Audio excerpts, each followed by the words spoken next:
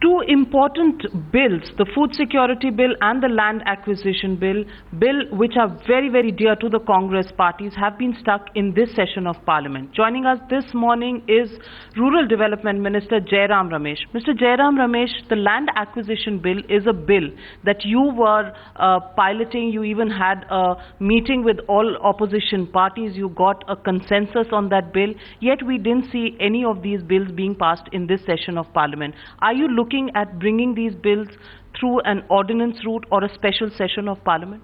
Well, obviously, considering the significance of both these bills, the best option is to have it debated in Parliament. There can be no two opinions on that. We wanted to pass it in this session of Parliament, we couldn't.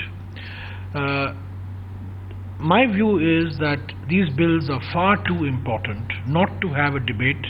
We must have a debate, we must have all parties on board, and I must say that on both the bills, the Food Security Bill and the Land Acquisition Bill, almost everybody is on board. We have taken their concerns into consideration, and I'm still hoping that we will have a Parliament session soon so that we can get these two very important pieces of legislation passed. Mr. Jairam Ramesh, is the option of a special session of Parliament something that the Congress could be considering, given the fact that these are important legislations which the Congress needs time to implement ahead of the elections next year? Well, on the specific question of a special session, you will have to talk to Mr. Kamal Nath, because he, decides on what the specific strategy is going to be. But the fact that we must debate this in Parliament, the fact that we must have either a special session or bring it in the monsoon session, I think on that there can be no two opinions. Of course, the real question is whether the opposition will allow the monsoon session to actually pass smoothly. Because there's one thing saying that we'll allow Parliament to function, but we have seen that in the last couple of years, obstructionist tactics have overwhelmed the desire for consensus. So there is really no guarantee that if you have a monsoon session, we wait till the monsoon session, there is really no guarantee that the monsoon session will pass by smoothly and we can get these two bills passed. But the opposition has put that blame directly on the doorstep of the government, saying that if the Prime Minister had dropped the two ministers, Pawan Kumar Bansal and Ashwini Kumar, earlier, then there could have been work that could have been conducted in Parliament. So it's the government's responsibility that this session was a washout. I don't want to comment on that, but all I can say is that we made an honest attempt to build a consensus on the Land Acquisition Bill and the Food Security Bill. I can tell you I was involved directly in the Land Acquisition Bill, and I was part of a team that was involved on the Food Security Bill. I can tell you on the Land Acquisition Bill, for example, we have agreed on two very important amendments suggested by Sushma Swaraj. We have agreed on some amendments suggested by the CPM. We had 9 political parties giving their comments in writing. I personally have interacted with each of these parties and tried to get the essence of what they are saying into the legislation. So we now have a legislation which in my view reflects the broadest possible political consensus. Of course, there are differences still. Are you personally disappointed that this legislation did not go in the second half of the budget session? I would say disappointment is an understatement. I mean, after putting in all that effort, and particularly reaching out to the opposition at a time when the relationship between the Congress and the opposition was not exactly harmonious, but we were able to create this consensus on this legislation, and I would say that the opposition also was very forthcoming. The same BJP which was obstructing Parliament, when it came to the all-party meeting on the Land Acquisition Bill, in fact I was very pleasantly surprised. The leader of the opposition in the Rajya Sabha and the leader of the opposition in the Lok Sabha, who according to media reports are rarely on the same wavelength, on the Land Acquisition Bill turned out to be on the same wavelength. So they were very constructive, and I went to Mr. Jaitley's house twice, I went to Sushma Swaraj's house twice, Vasudev Acharya, all the political parties, not just one. So yes, I was disappointed, and I think that we are not scoring any political points here. These laws, these legislations are required. They are in the national interest. They enjoy a broad degree of political consensus. I think we should just get it passed very soon. So the ordinance route is something that you're completely ruling out at this stage? The ordinance route is, as all options are on the table. There's an ordinance option, there is a special session option, and there is a monsoon session option. Now, which option gets taken will be decided by, the strategists. I am not the one who decides on parliamentary strategy. But if you were to ask me my personal view is that in the long run, we are all better off if both these laws are passed through a proper, structured debate. We had agreed to have 3 days of debate on the food security bill and 3 days of debate on the land acquisition bill. So I think whether it's a special session or whether it's a monsoon session, we need to get it done in Parliament. But Mr. Jairam Ramesh, you would also agree that when it comes to bills that have already been introduced in Parliament, like the food security bill has been introduced in Lok Sabha, normally you have to prove that there is an immediacy or urgency to the bill, only then an ordinance can come in. We have looked at the legality. I don't think there are any controversy on the legality. I think the government is well within its legal rights to issue an ordinance on both these bills.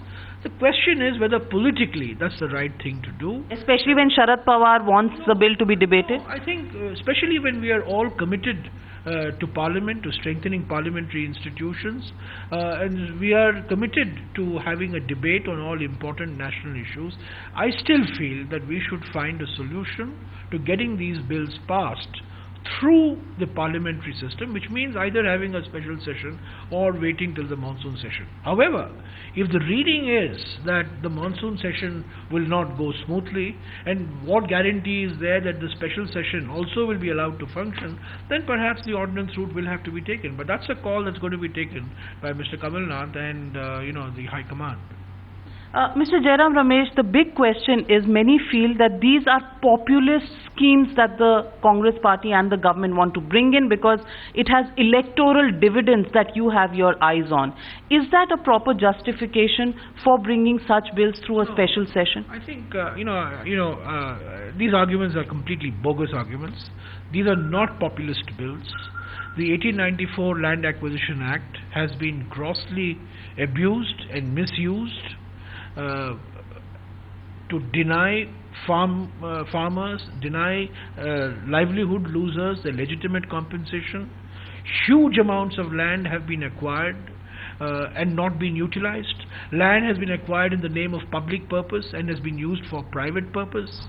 There's been a lot of misuse and abuse of the principle of eminent domain, which underpins the 1894 Land Acquisition Act, which we have rectified, which we are providing higher compensation, we are providing higher R&R, we are making the process of land acquisition much more transparent, and we will not allow the misuse of the law of land acquisition in order to acquire land in the name of public purpose and then give it for building private malls or private housing complexes. And so also the food security bill with the malnutrition that we have, including in a state like Gujarat, for example, which boasts of one of the highest rates of malnutrition. So economic growth is not a guarantee for a better fed population, unfortunately. So are you saying the food security bill will need to look at Gujarat specifically? No, I just gave you the example of Gujarat. I can equally well give you the example of Maharashtra. I can equally give you the example of Andhra Pradesh or Karnataka. The fact of the matter is that we have large pockets of hunger and malnutrition still left. And the food security bill ensures through legal, not through executive right, but through a legal right, it ensures a minimum level of supply of food grains to families in distress. Why did the UPA government wait till the 9th year if it was such a great piece of legislation? By the way, both the food security bill and the land acquisition bill were promises that we made in our 2009 manifesto. Now the process of consultations takes time. We've had consultations within the central government, we've had to consult the states, we've had different points of view, we have lobbies. I don't mind saying, that there have been very influential lobbies who want to scuttle this land acquisition bill because they are happy. Any specific mention of what these lobbies are? I don't want to mention any lobbies, but there is. Are you saying the investors, the industrialists were against it? It's not a secret that there are many lobbies against the land acquisition bill because they were happy with the manner in which the old 1894 Act was being used for their private... Are you saying real estate lobbies and industry lobbies? I just said lobbies. I have not said. That is for you to figure out. But there are influential lobbies who don't want. There are influential lobbies who don't want the food security bill, on the grounds that this would lead to, you know, a fiscal collapse. All these arguments have been addressed. These arguments, these fears are grossly exaggerated. That is why it has taken us so much time to build the consensus. And nobody says these are easy. I mean, it's not going to be easy. But these are necessary pieces of legislation. And I, for one, you know, I think all of us should take credit for it. I think the political establishment and the entire political class should take credit for the land acquisition bill, should take credit for the food security bill. I don't see, this is not a matter of partisan posturing that we go out and say, we did this. Of course we'll go out and we'll say we do this. But as I mentioned to you in the case of the land acquisition bill, two very crucial amendments for which I am prepared to give credit publicly have been mooted and accepted. They were mooted first by Sushma Swaraj and later on by Mr. Sharad Yadav, and which I readily agreed to. Politically speaking, at a time when there's a tenuous relationship between the party and the government, do you think these two bills and these two legislations will come as the cementing factor, which is why there's so much force? First of all, that assumption of yours that there is a tenuous relationship, I think that itself is a very faulty assumption. The party makes the government, okay? The party fights the election. The party appoints the ministers. So there's no question of, you know, party versus government. It's the party that forms the government. Government provides the administration, the governance. The party provides the political support for it. And every time there has been a government issue, whether it was the nuclear agreement, whether it was multi-brand retail, it's not just the government, it's the party that has come out in full support of what the government has done. So I don't think there's a tenuous relationship. We are on the same page. We are in government because we are in the party. I mean, I'm here because I'm, you know, an MP belonging to the Congress party.